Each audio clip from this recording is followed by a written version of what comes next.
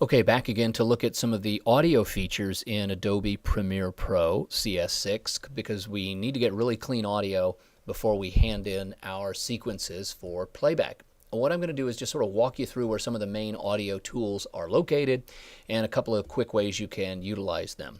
So I've got the same sequence again, the VO, followed by my teacher's soundbite.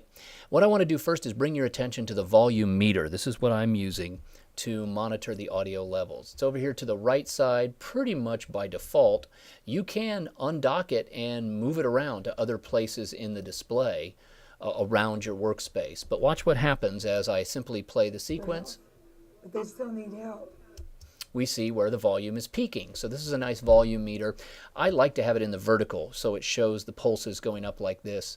By the way, notice the marks on the side. These are all negative numbers where I hit about, all the way up from -45 on my scale to 0. 0 is the max. We're getting distortion if we're hitting 0. If we hit that high consistently, we are overmodulated. We're going to have distorted audio, not going to sound good. The thing to keep your eyes on is this -12. This is sort of the magic number. And our happy fun zone, if you will, is pretty much from -9 to -15. If your voices, anything that you've recorded as a reporter, your voice track for a reporter, or your SOTs, your sound bites, should have an average, not a maximum, but an average peak of -12 dB, -12 decibels on this scale. That means you're peaking in a good area where you have a little bit of headroom between -12 and 0. There's a little bit of headroom, right? You don't want to be peaking way down here in these numbers like -24, 27, almost inaudible for a voice. So the average peak should be -12. Well, let's watch this soundbite again. We'll drag back and let's see how she does. There are some kids who don't have a choice about their health, but they still need help. And notice that she's peaking pretty much -12, -9. Some words it's -15, but the average is -12. So sometimes she's a little bit louder on a syllable, sometimes a little bit softer, but that's my ballpark. The top end of this for me is about -6. I don't want anything really louder than -6. If I can keep my loudest stuff here and within this range, I'm in good shape. If there's like a loud boom or a door would slam, maybe it would peak up here at about -6. But I don't really want much of any kind of noise getting too much above that. So that's what I'm listening for as I watch the volume meter. Okay, so that's a big important tool that we're going to use. Let me zoom back out and I want to show you something else. Touched on this, I think, briefly in one of the other tutorials.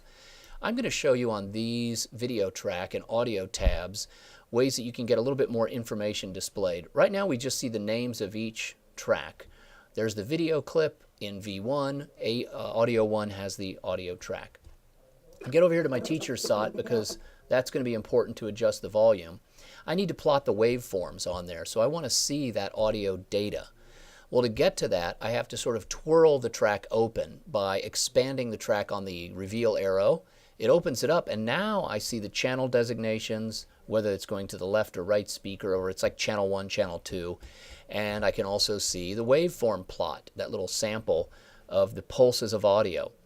Notice this little spot right here where there's a giant sort of pulse in the waveform.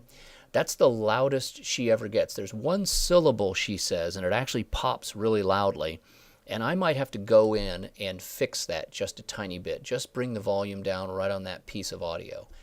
But in general, this helps me a lot. I can see where the talking is and the kind of volume I'm getting.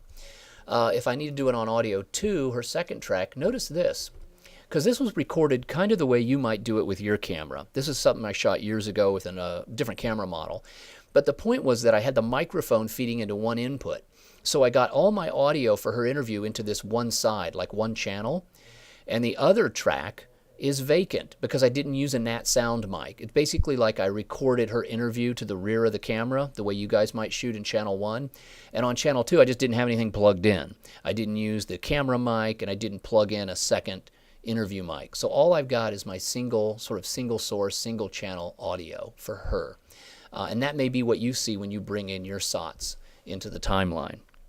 So I'm going to go back out a little bit and let's just listen to the volume on her voice and see how it sounds, because the first thing I want to do is make sure my SOT is clean before I turn the story in.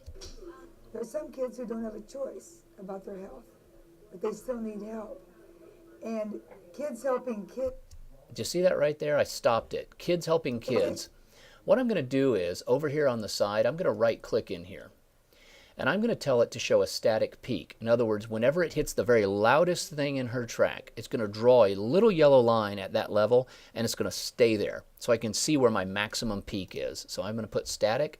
Let's play it back again, right through that portion. And Kids Helping Kids is what this is all about.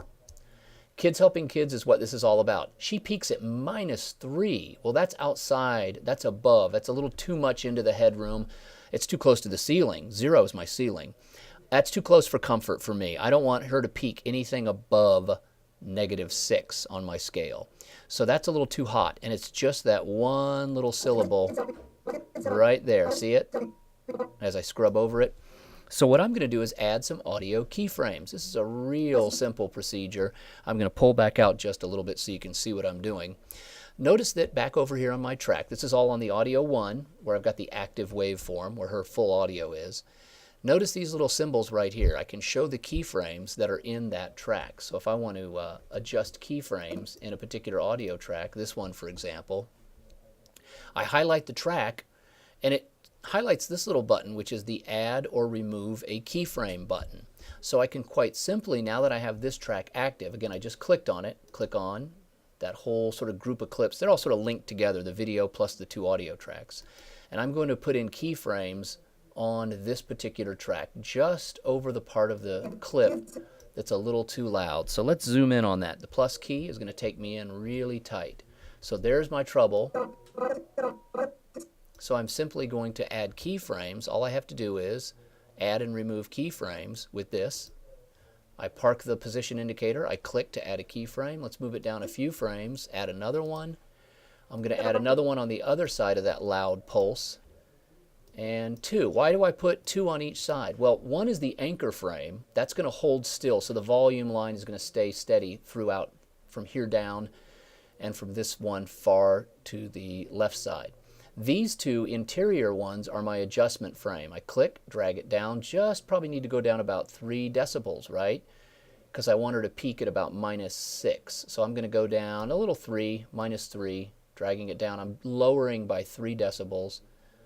Right there, right at that little spot. So let's go back, pull it out a little bit, go back over to my meter, and I can even pull this back so I can see it a little bit wider. I'll open that up for you. Now again, watch. We had a peak at -3. Now let's see what happens when we play through that. Kids Helping. Okay, she just said Kids Helping Kids. Kids Helping Kids.